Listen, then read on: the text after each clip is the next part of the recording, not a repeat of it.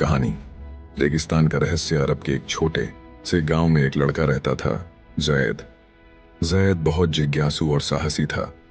वह हमेशा आसमान में तारों को देखकर सोचता, आखिर ये तारे हमें क्या बताना चाहते हैं।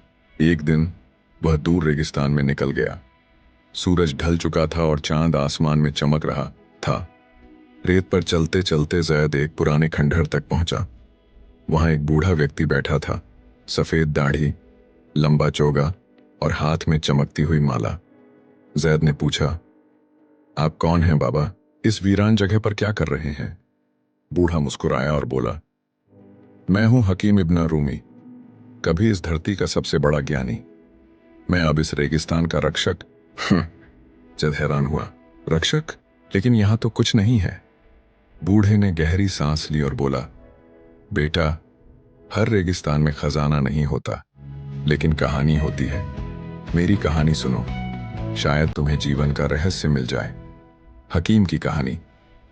जब मैं तुम्हारी उम्र का था, मैं भी ज्ञान और शक्ति की तलाश में निकला। मैंने कई जगहों की यात्रा की, जादूगरों से मिला, ताबीज पहने और सितारों का रहस्य जानने की कोशिश की, पर हर बार असफल हुआ।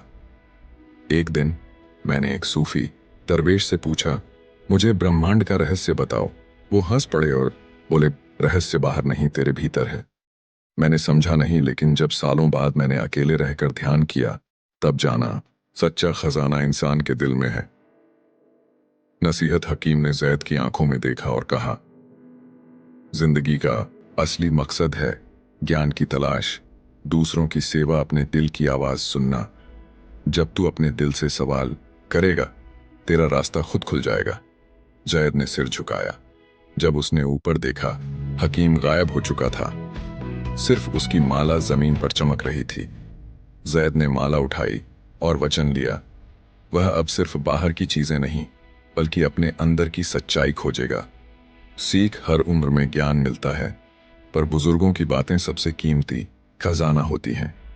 जो अपने दिल की सुनता है, वही सच्चे रास्ते पर चलता है।